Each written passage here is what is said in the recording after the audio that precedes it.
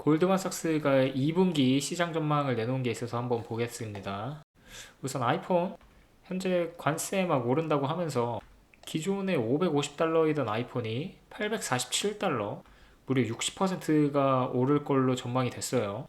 그 정도로 관세 부과로 인해서 상승분이 엄청났는데, 기존에는 뭐 베트남이나 중국, 그러니까 인건비가 싼 곳에서 생산들을 해오다 보니까 저렴하게 공급이 가능했었는데, 미국에서 하게 되면 미국 인건비가 훨씬 높으니까 원가가 올라갈 수밖에 없고, 관세가 붙게 되니 부품 공급하는 데 있어서도 원가가 올라가게 되겠죠. 그래서 애플 주가가 보시다시피 고점에서 마이너스 34%까지 빠졌죠.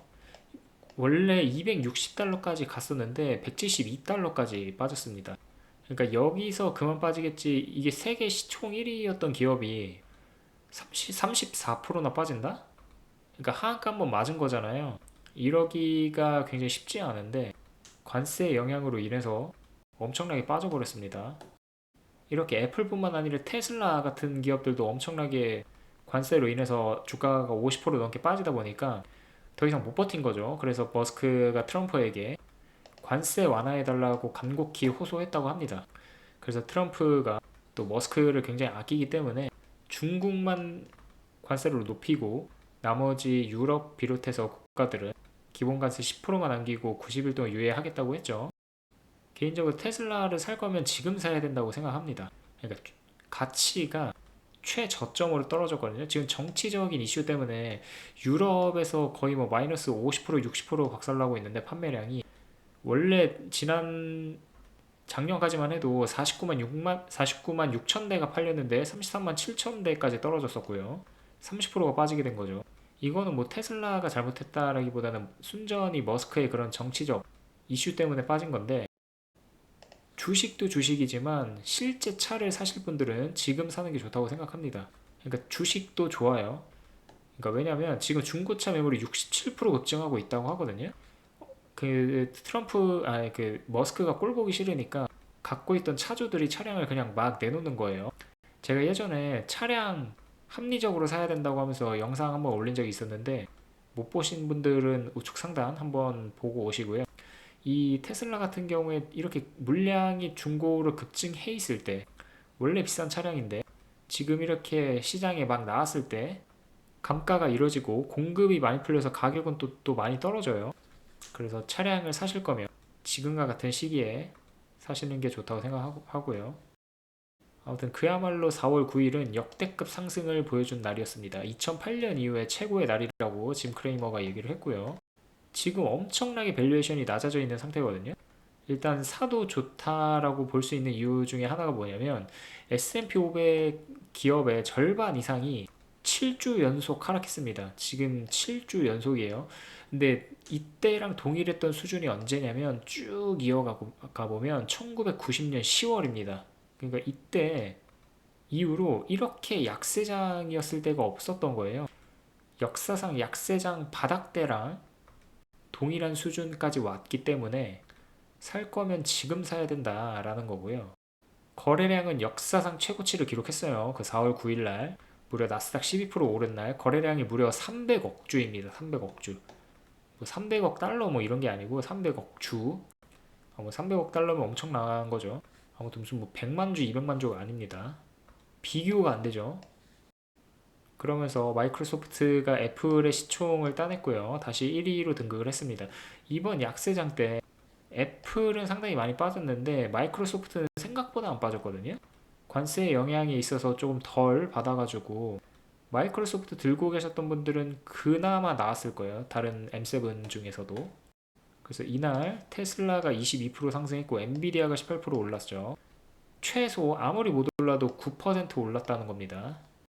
현재 또 인플레이션이 4년 만에 가장 느린 속도로 상승하면서 하락을 했고요.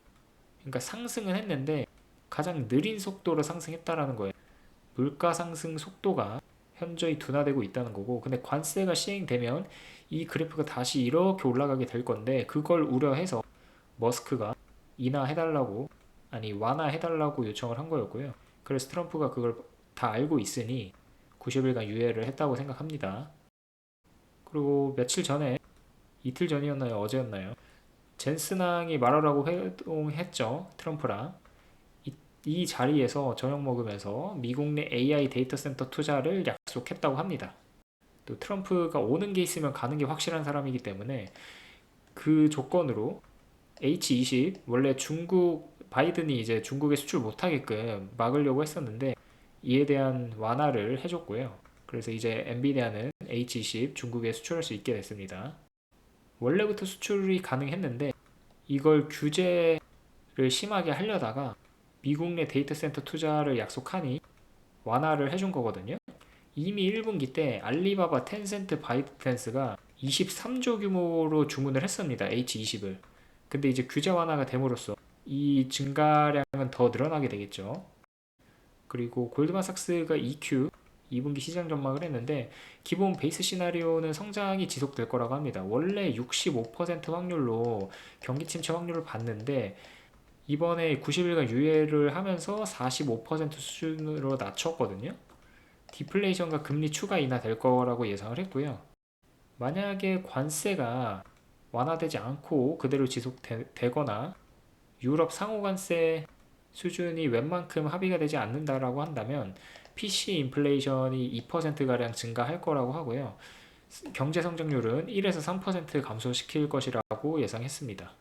그리고 지정학적 불확실성이 높아지고 있고 자국 우선주의가 강해지고 있기 때문에 방위비 지출이 글로벌 트렌드가 될 거라고 합니다. 현재까지 보시면 이 진한 색이 2014년 이후로 지출하고 있는 금액을 보여주고 있는데 앞으로 더 늘어나게 될 거라는 거예요. 그럼 이제 방위산업 관련된 주가 기업들을 보실 필요가 있겠죠. 그리고 채권, 금 이게 해지 수단으로서 좋을 거라고 예상을 했습니다. 정책 불확실성 지금 심해지고 있죠. 경제성장 둔화 예상하고 있는 그림이기 때문에 주식 대신에 채권을 어느 정도 포트폴리오로 담아라 라고 의견을 제시했고요.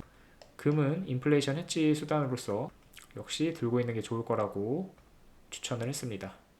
네, 그러면 오늘 골드만삭스 EQ 예상까지 해가지고 영상 준비해봤고요. 내일 또 좋은 내용으로 오겠습니다. 감사합니다.